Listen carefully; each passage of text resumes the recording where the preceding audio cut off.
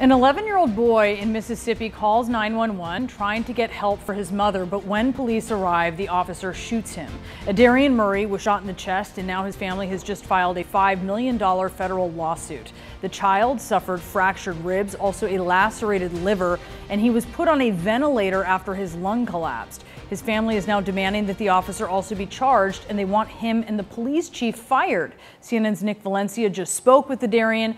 Nick, how's he doing?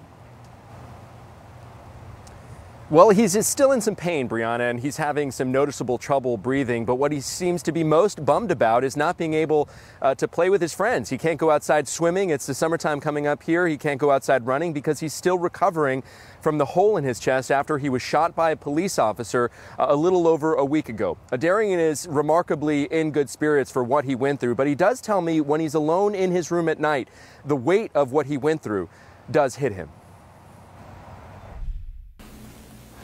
Sometimes I can see myself laying inside the coffin. Them are my thoughts at night, my only ones. And sometimes I think people are watching me. But my main thought is me dead. He said he was so convinced that he was going to die that day that he started to tell his mother his last words, telling her to say sorry to the family members who he acted up in front of, telling him to say sorry to the teacher that he was bad towards. The mother said that she is so overfilled with joy that she really doesn't have enough time to be angry, even towards the police officer, Sergeant Greg Capers with the Indianola Police Department. She doesn't even have to be time to be angry at him, she says. She does, though, want him fired and never to work as a police officer in this country again. We're standing in front of their attorney's office because just in a few minutes, they're going to announce a federal lawsuit that they've filed seeking $5 million in damages from the city as well as the local police department. This is still under investigation. The Mississippi Bureau of Investigation is handling this. They have body camera that they have not yet released of this incident. Meanwhile, Brianna, very quickly, we have reached out to Sergeant Greg Capers repeatedly, but he has not gotten back to us. Brianna? Yeah, maybe that body camera will reveal how this could happen. I think that is what is on everyone's mind as we see this traumatized little boy. Nick, thank you for bringing that to us. Jim? All right, let's discuss more what happens next in this case. The Murray's family attorney, Carlos Moore, joining us now. And Carlos, thanks so much for taking the time today. Thanks for having me.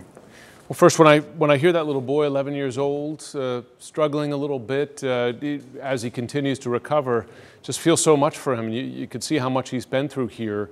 Can you tell us how he's doing? Yeah, he has been through more than any 11-year-old boy should ever go through, especially during the summertime when he should be vacationing from a hard years of work at school. But he is struggling. He is trying to stay in good spirits. He's trying to comfort his mother because she feels that it's her fault. But he's a remarkable young man, still has some pain in his side, still struggles to breathe, but he's blessed to be alive, and he gives all praise to God. Yeah, I was thinking the same thing. He's lucky to be alive. All right, when we look at your lawsuit here, I believe asking for $5 million, you say that the officer involved here, Greg Capers, quote, failed to assess the situation before displaying and or to start discharging his firearm. What are the circumstances of the shooting as you know them? What I do know is that on May the 20th, after 4 a.m., the police was called to the scene by my client, Adarian Murray, at the request of his mother. Her ex-boyfriend had come to the home around 4 a.m. She let him in, and he became irate. She became afraid, and she snuck to her son's room, threw him the phone, and asked him to call her mother and the police. He called both his grandmother and the police. The police arrived. His grandmother arrived. The police tried to kick in the door. Nikayla Murray opened up the door. Greg Capers had his gun drawn in her face at that point. He asked her to step outside. She stepped outside, and then he yelled in the house, anyone in the house, come out with your hands up. And that's when Adarian came out with his hands up, and immediately he was shot as soon as he got into the living room. Goodness, how tall is he? Adarian appears to be about 4 feet 10 inches tall. So he's small. I mean, difficult to have mistaken him for an adult. Now, the Indianola police chief, how do they explain the circumstances here? Do they have a defense yet? I mean, we should note that Officer Capers, he was named Policeman of the Year just in 2021. How do they explain the circumstances here and the justification for this? The city of Indianola has not even attempted to explain the situation. I don't think there's any earthly justifiable reason that you would shoot an unarmed 11-year-old.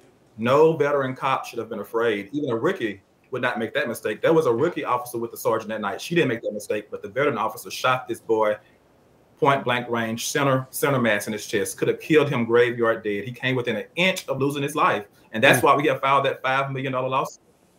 Your lawsuit alleges negligence here. Are you alleging the possibility of criminal behavior here by the officer as well?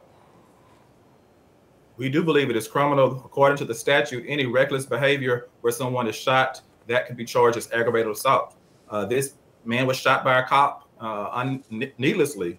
And so that's aggravated assault. And we're hoping that the Attorney General will pursue the correct criminal charges. The family has hired me to pursue justice in the civil arena, but true and complete justice would be an immediate arrest for aggravated assault, an immediate termination of both Greg Capers and the chief of police. That's what this family is demanding, and we will not take anything less.